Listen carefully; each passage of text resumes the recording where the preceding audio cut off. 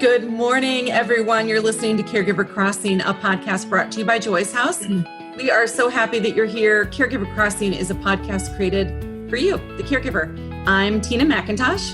And I am her friend, Terry Lynn Stacy from Hancock County. And we're here every week with experts across the country, and we try to provide you some comfort and resources and, of course, joy to all of you, our friends, our caregivers. This podcast serves to really embrace family caregivers of today and tomorrow. Thank you all for being here so much. We're going to jump right in, Tina. Yeah, we're really, really lucky today. First of all, Terry and I are in a mood, so this could really go. I'm glad we don't have to do any blooper reels on this podcast. We'd really be in trouble. Kelly, our producer, I'm talking to you, no blooper reel. But we, with Grace Whiting. Grace is the president and CEO for the National Alliance for Caregiving.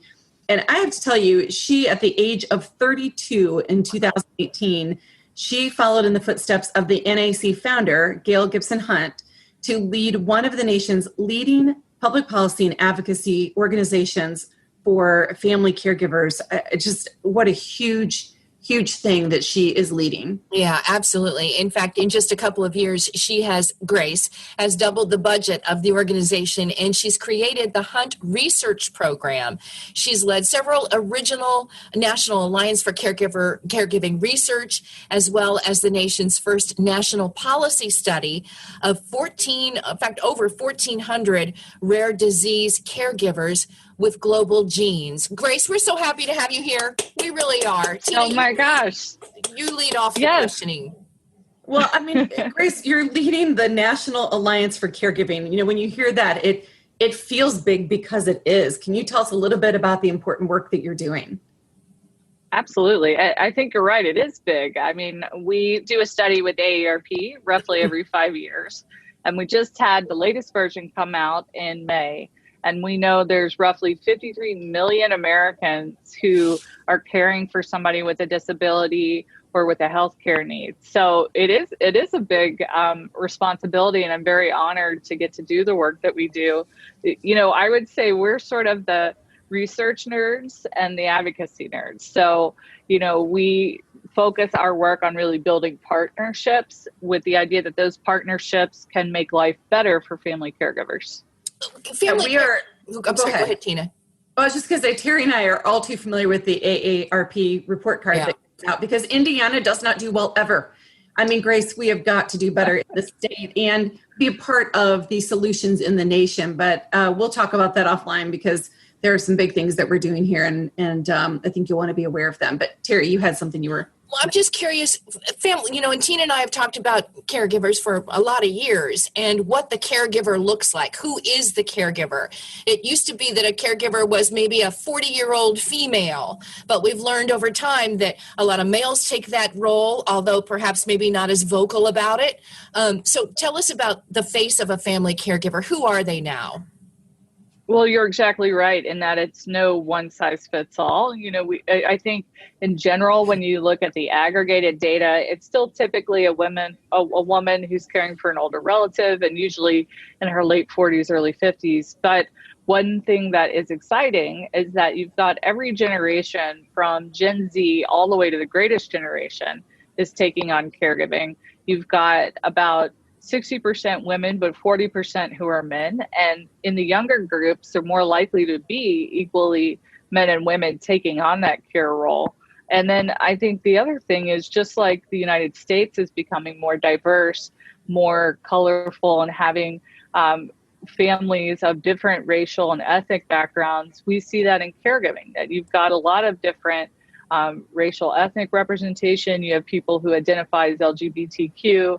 And so it really is a diverse experience, even though we sort of have in our mind, you know, this is what a caregiver looks like. And I wonder how that will change in the future. You know, it's interesting to me, Grace, that average caregiver went from, 40-year-old woman to the 46-year-old woman to the late 40s to 50s. That tells me that she is continuing to care throughout these decades, it ends up being. Do we know what the future looks like for caregivers? Well, Yes and no. I mean, I wish I did have a sort of a crystal ball, and I think there's so many things that could change. But in general, I would say what you're talking about, we do see more people taking on additional care responsibilities. That was something that really stood out in this report, is compared to 5 years ago when we last did it, people were more likely to be caring for multiple people, and they were more likely to be caring for longer. And I think those two trends do speak to that family sizes are shrinking. I think the good thing is I like to think of this as the Golden Girls model. I think you'll see more where people say, let's all move in together with my friends and take care of each other. And there's a lot of advantages to that, particularly, when you look at generations where they're independent, they don't want their kids helicoptering them. The idea that you could live with your friends and take care of each other, I think has a lot of promise and has really picked up a lot of steam. This is Grace Whiting, the National Alliance for Caregiving. There used to be a thought that if you're a husband and you have a wife that is going through breast cancer, that he really isn't a caregiver, he's a husband. And that's part of his role, is caring. So how do you define caregiver? So if we're talking about research, caregiver, we usually divide it by activity. You're taking on a certain number of hours a week doing activities of care, whether that's things like helping someone get dressed or bathe or go to the bathroom, or even those sort of care coordination activities like managing finances.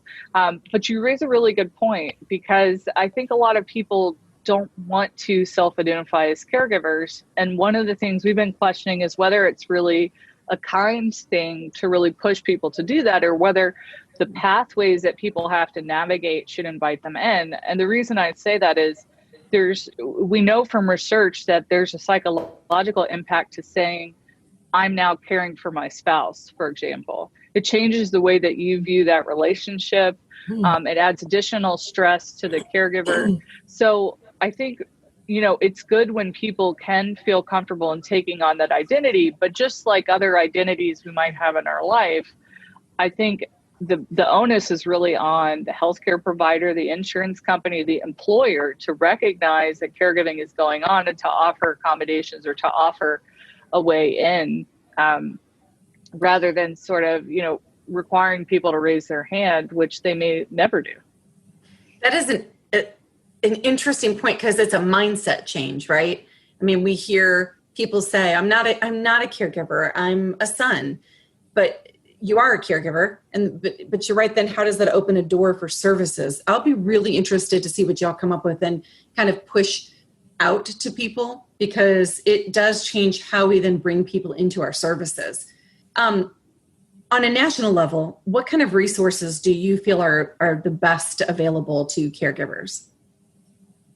The Elder Care Locator is an excellent resource because it helps you find county-specific information and connect into the National Family Caregiver Support Program. I also love the VA Caregiver Support Program if you're caring for a veteran. And there's new legislation that expanded that program to veterans of all eras. So not just folks caring for 9/11 wounded warriors, but also people who maybe have combat injuries from previous conflicts. And the other thing I would say is, don't underestimate the power of some of the patient advocacy groups. If you're caring for someone with dementia, look at groups like the Alzheimer's Association or the Alzheimer's Foundation of America. Likewise, in cancer, mental illness, rare disease, you name it. There's a lot of wonderful organizations out there that have help for families. Yeah, and where can people find that report card that we talked about? So you can get the big report on caregiving in the U.S. at caregiving.org. And I would also encourage you to go to our colleagues' website, aarp.org/caregiving, to find more resources, including how to navigate during the pandemic. Yeah, I feel like we need to make a public vow right now, Terry, that we will help being a part of getting Indiana higher on that card.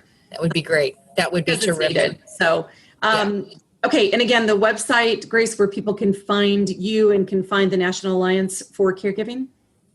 It's caregiving.org. I feel like we can remember that one, caregiving.org. We're so grateful for the work that you're doing, the public policy work. We didn't even touch on that, but goodness, you are really leading efforts with this organization and with our nation. And just congratulations to you, and thank you for all of us who are caregivers and who love caregivers. Thank you. And thank you guys for being such great voices for the community. I appreciate the chance to come and chat with you. Yeah, we will look forward to talking with you again.